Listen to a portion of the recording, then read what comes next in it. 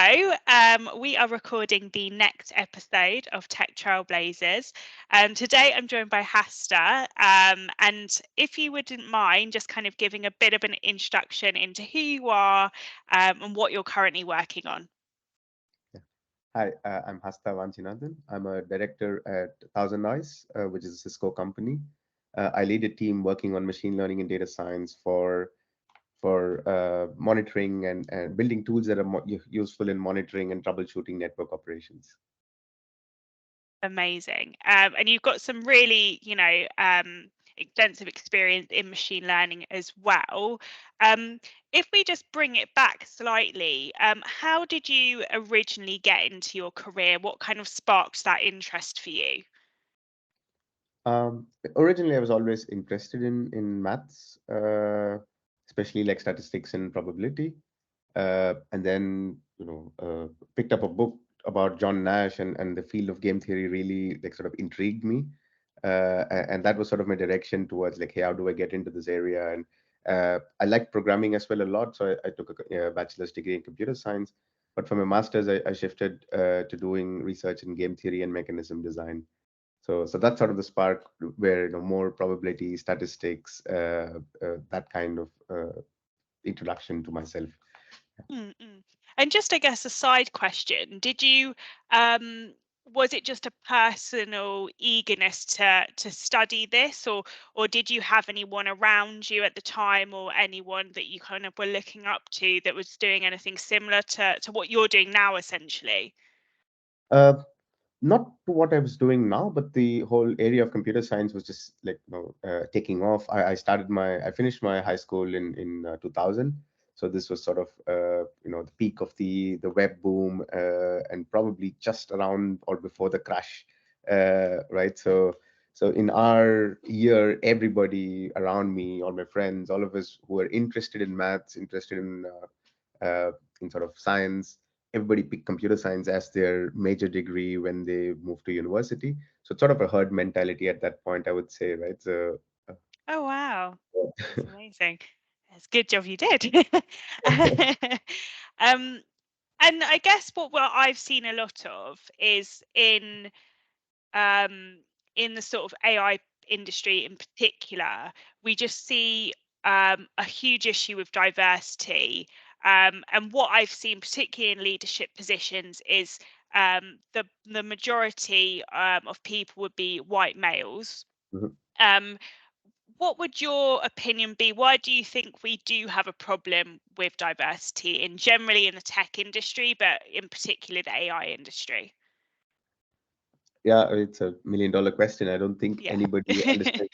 Almost as if everybody wants diversity, but somehow there is not enough diversity. So I don't know where it's going wrong. Uh, in the tech industry, I've thought about it a bit. The tech industry, it's probably, it all started in very few centers around the world. Like, the Bay Area was like a very important place for innovation in tech. And then maybe there were a few other remote centers. UK was there, but not anymore as like one of the top tech centers in the world. We want to be, but we are not there. Mm, So I think this monoculture sort of was developed very quickly in a small place out of maybe a few universities, and mm, then branched out to different parts of the world, carrying that culture. And it's still, we have to remember, it's only like the whole industry is probably like 30 years, 35 years old, right? It's a mm. fairly nascent industry compared to some of the other industries. And this is still spreading. So maybe this monoculture is just being carried around, and it takes some time and effort to actually fix this the right way. Uh, Yeah. that's one explanation, or at least one thought process that I have, but I'm not sure if this is the real reason. Yeah, it's a really tricky one I found. And there isn't maybe one reason in particular. I would just say in my experience of being brought up in a UK schooling system is that there was never a real um push to study. It was called ICT Mhm. in our schools. And there was never like a real drive to do it. I mean, it was always kind of an off subject that a few people who were interested in like computers and potential Mhm. gaming and stuff like that, that's something that they would potentially study even to A level. Mhm. But there was never a real drive, in particular for females. I was always very much more shifted towards humanities, and potentially because I was better at that. Hmm. That obviously is definitely one reason. But I do wonder if that kind of translate particularly to the sort of UK talent issue, of why that kind of why we see that real kind of divide in people working in that industry. I mean, when you were going to university, was your landscape like? Was it pretty mixed? What was that like? At the undergrad level, it was probably 60% male and 40% female Yeah. in my university. Uh, but as you go through, like, at the bachelor, at the master's level, at the PhD level, things started becoming much more, peaked towards number of males, right? So we probably Mm. had like 80%, 90% males and 10% females, even in the master's level.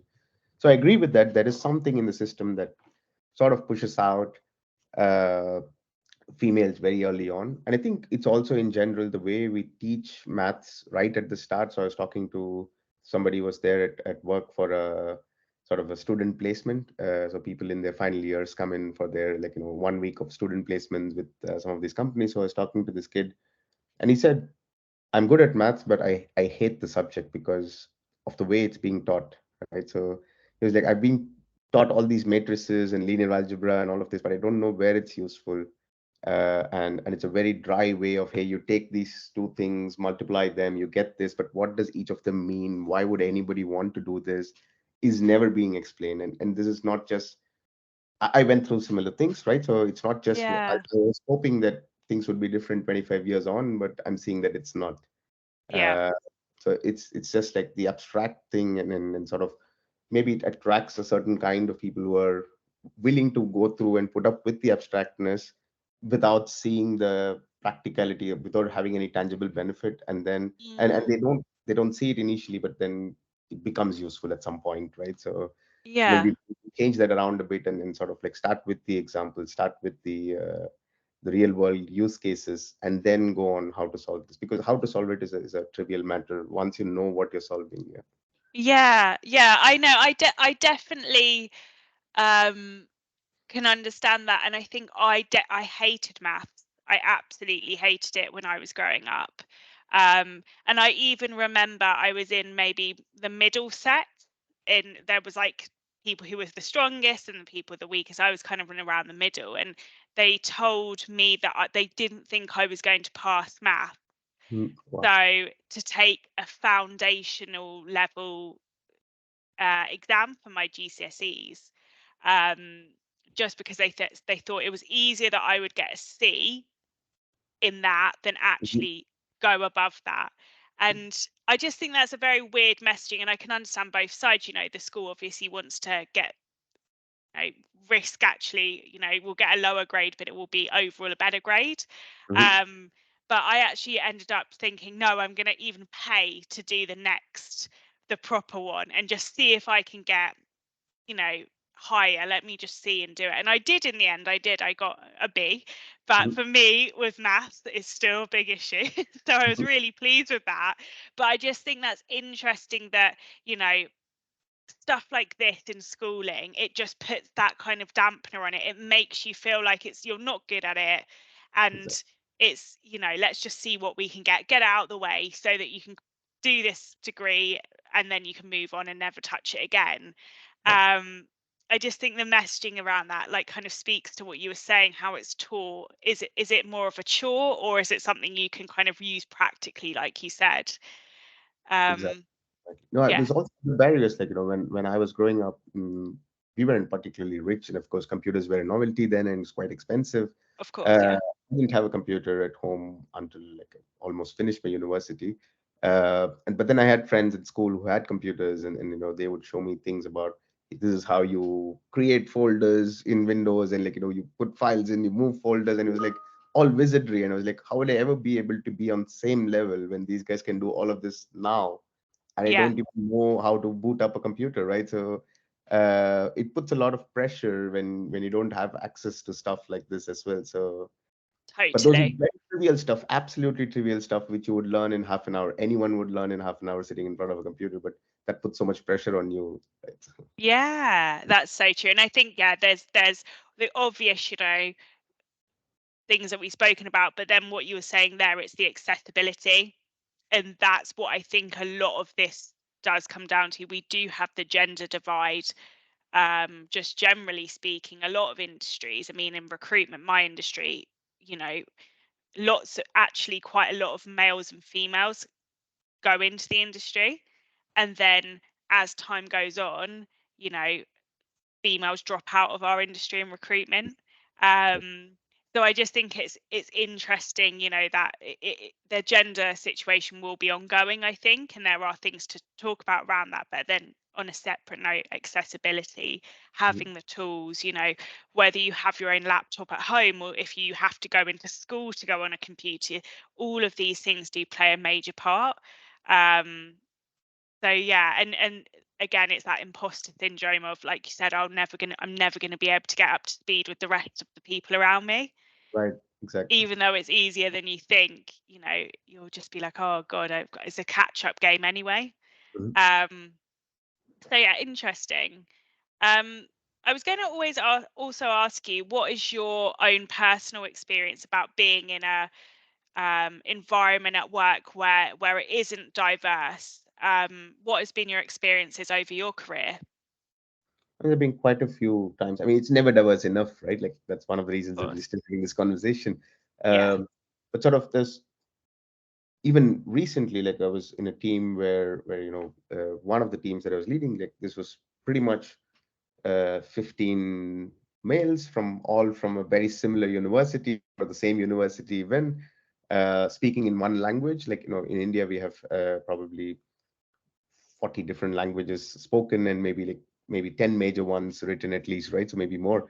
But this is all like one language from very similar locations, very similar backgrounds. Yeah. Uh, and a lot of them, even the surnames were the same, right? So this was, I mean, things initially, of course, you'll feel that things get done much faster. Everybody knows each other's work, everybody knows each Yeah. other's backgrounds, they know how people deal with different situations, they can sort of partition tasks in a way because they know each other and they can sort of think for each other even.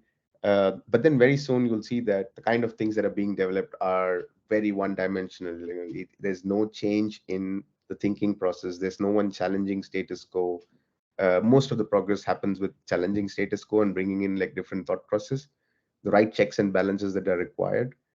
Yeah. So with that not being there, there might be speed, but may not be going anywhere with that speed, may not be doing something groundbreaking with that, right? So, and research has proven over and over again, like the more diverse your teams are, the better it is for your company and for your Mm. teams, right? So, Yeah, totally, totally. I think, yeah, diversity of thought is so important. And yeah, again, it's that long-term view of it. mhm, Um, Totally. What advice would you give, as a sort of manager level, for other companies who do actually want to tackle this problem but just don't really know how to go about it? mhm. So, I mean, there's multiple problems here, right? So, there's top of the funnel problem, like we spoke about, getting into the stream, getting into the university, or even before that at high school, picking the right mix of courses that Yeah. you would want to do for GCSE or A levels. And then there's a middle level problem where people who have gotten in are sort of forced to stay at lower level positions for longer, not getting enough promotions. Maybe we try to encourage or promote similar kind of behavior, and hence maybe one set of people get promoted through the system much faster, and then it translates at the leadership level where many of these people have not made enough money, have not had enough experiences to start their own companies.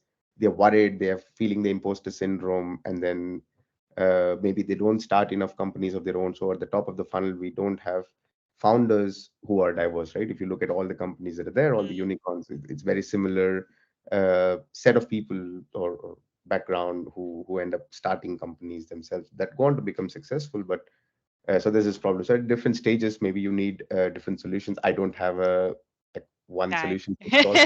We only talk about like one thing that sort of helps me in my recruitment is that one thing that very, very important to do is to sort of make sure that everybody in the team is understands why we need diversity. It's not diversity for diversity's sake. It's actually useful for the team. So that's very important to do that. And the other thing is that being diverse does not mean lowering the bar. So sending that message very clearly that we are not lowering the bar in order to be diverse. That's not because then there's a big problem with the person coming in because everybody thinks they don't deserve to be there. They Yeah, themselves think they don't deserve to be there. So that's that sort of a vicious cycle, self-fulfilling prophecy kind of thing that happens. So make sure that you're not lowering the bar, but there are other ways of giving additional chances for someone who might not have. So I always say that if you have 4 or 5 interviews, typically that's what we do in recruitment in tech nowadays, right? It's 4 or 5 interviews, then a hiring committee, and you see that a candidate is from potentially, diversity is multi-dimensional, but if it's from one of the dimensions that you want to improve the diversity of the team, and they failed in maybe one interview and the other four went well enough to clear the hiring bar, we believe in giving one more chance. Let's do this interview again and come back and yeah, right. It's maybe a one-off day, maybe it did not gel well with the interviewer. Typically if it's first from the majority, uh, we might just say, okay, it's one bad interview, let's drop the candidate.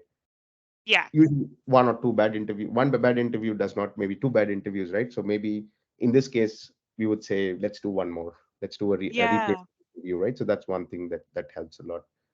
So that's one way of doing this. And the other thing is also to have more sort of leadership positions, promote people internally, become managers, also like with a similar kind of approach, yeah, uh, which helps bring in that sort of diversity thought process into the leadership as well, not just at the entry level. So this is one thing. And the other thing that I've noticed many companies, including large companies too, is you know parade their diversity hires in recruitment forums, in events, and this is not nice because you're putting in onus, you're bringing them in, and instead of them focusing on their day job, you are asking them to act as advocates of diversity for your company, and yeah, that's not a nice thing to do at all.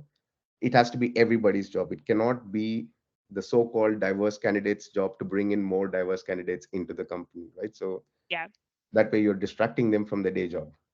yeah, yeah. And it can't be one person's responsibility, and you, like you said, you can't bring in someone because ultimately they see their value as being a diverse candidate rather than being the job they've been brought in to do. Exactly. um and then that's some other weird sort of tones of conversation that we don't really want to go down. So it has to, I think, ultimately, like you're saying, it has to be genuine. You don't want it to post on LinkedIn that you've got this ratio of female to male, or whatever. You want to do it because, oh, we this is really important because it will make us a better business. Yep. So that's why we want to do it. And that authenticity often shines through, and that's why you see some companies with just naturally good ratios because they really see the value, and everyone else believes in that mission too. So yeah, I think that's really interesting, and thank you so much for doing this. Yeah. Really Thanks. appreciate your time today.